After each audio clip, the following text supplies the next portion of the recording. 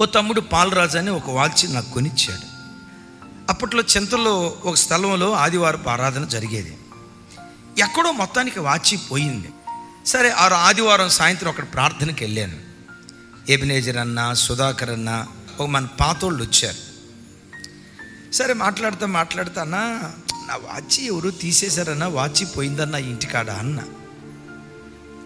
ఆ మాట మాట్లాడేటప్పుడే ఆత్మదేవుడు చెప్తున్నాడు, ఇంకొకసారి అజ్ఞానంతో ఎలాంటి మాటలు మాట్లాడద్దు.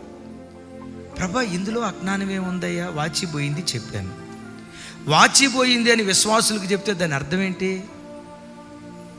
వాచి పోయిందని విశ్వాసుల ముందు చెప్తే ఇండైరెక్ట్గా వాచి కొనియమనే కదా. నువ్వు యాచకుడివి కాదు. ప్రభా, నా మనసులో అది లేదయ్యా, నేను చెప్తే వాళ్ళు ఏదో కొనిస్తారన్న ఆలోచన నా మనసులో లేదా. నీ మనసులో లేదురా, నీ మనసు నాకు తెలుసు. కానీ ఎదుటోళ్ళు ఒక మాటను 10 రకాలుగా అర్థం చేసుకుంటారు. అలాగని వాళ్ళు అలా అర్థం చేసుకునే మనుషులని కాదు నా అభిప్రాయం. ఒక విషయాన్ని 10 మంది 10 రకాలుగా అర్థం చేసుకుంటారు. అన్నకు వాచి లేదంటే కొనిపెట్టమన్నారా?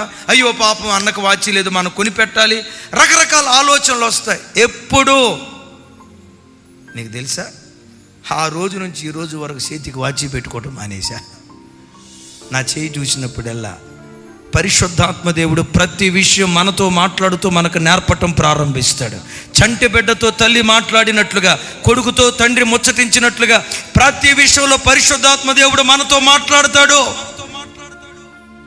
వాచి పెట్టుకోవటం తప్పు అని కాదు నేను పెట్టుకుంది. ఆత్మదేవుడు ప్రతి క్షణం మనతో మాట్లాడతాడు అని పదే గుర్తుకు తెచ్చుకోవడానికి నా చేతికి వాచి పెట్టుకోను. వినే బుద్ధి నీకు ఉండాలి కానీ, లోబడే మనస్తత్వం నీకు ఉండాలి కానీ, తల్లి తన చంటి బిడ్డకు అన్నీ నేర్పినట్లుగా పరిశుద్ధాత్ముడు ప్రతి విషయం నీకు నేర్పుతాడు. ఏ విషయాలు నేర్పుతాడో చెప్పమంటారా?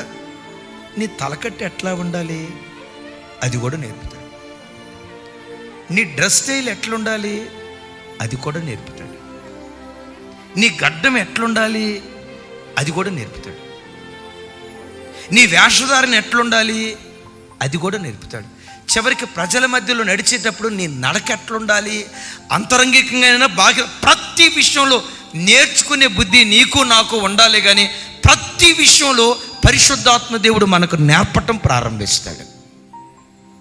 వినే బుద్ధి నీకు నాకు ఉండాలి కానీ, కూతురుతో తల్లి చెప్పినట్లు, కొడుకుతో తండ్రి ముచ్చటించినట్లు ప్రతి విషయం దేవుడు మనతో ముచ్చటించడం ప్రారంభిస్తాడు.